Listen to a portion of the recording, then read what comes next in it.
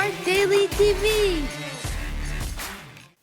Salut les smarters! Aujourd'hui je vais te parler de la rentrée obligatoire des écoles et quelles sont les mesures de protection. Puis nous ferons un tour de l'actualité de ces derniers jours. Allez, c'est parti! Comme tu le sais, tous les élèves en France vont retourner dès lundi à l'école.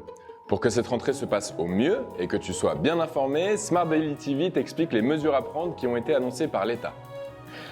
Tout d'abord, les mesures de distance entre les élèves ne seront plus nécessaires à l'école maternelle. Mais attention, il faudra garder 1 mètre au moins dans les écoles élémentaires et les collèges.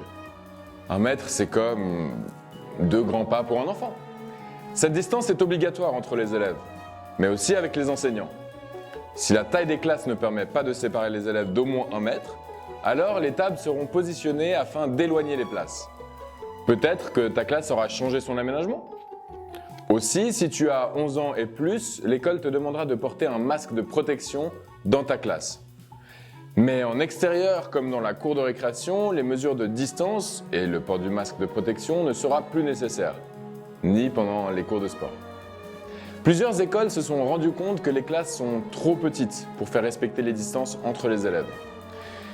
Mais avec un petit peu de créativité, elles vont alors proposer de donner les cours à l'extérieur. C'est génial, tu ne trouves pas ? Nous espérons que les élèves seront plus nombreux à reprendre le chemin des écoles, car en effet, depuis le début de la réouverture, moins de 3 élèves sur 10 y sont retournés, et seulement 1 sur 2 pour les collèges. Et pas à temps complet malheureusement. Allez, bonne reprise les smarters et passons tout de suite aux actus en images. Parlons de l'environnement. Depuis plusieurs siècles, le climat change, mais nous savons que depuis 1950, la température a monté de plus d'un demi-degré. La raison est principalement due à ce qu'on appelle les gaz à effet de serre. C'est une couche qui se forme entre la Terre et l'espace.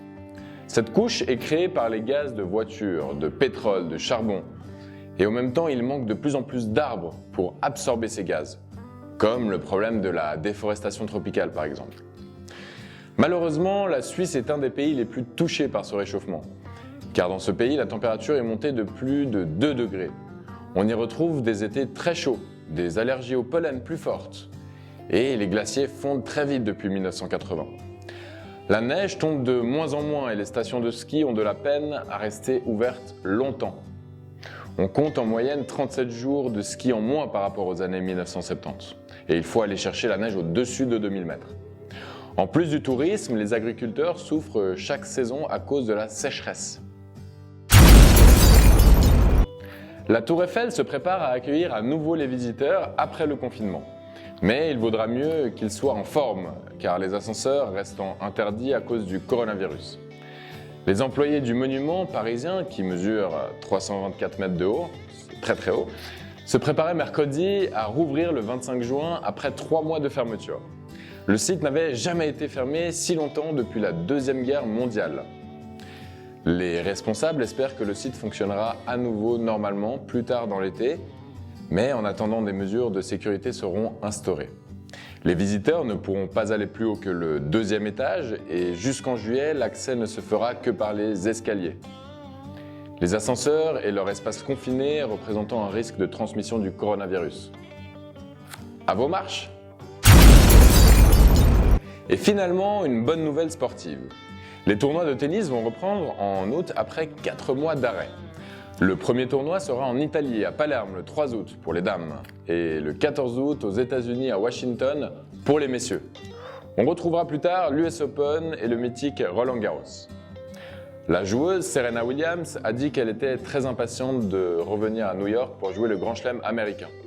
Afin de mettre toutes les chances de son côté, Serena a fait construire un court de tennis dans son jardin, avec les mêmes dimensions que celui de Flushing Meadows à New York.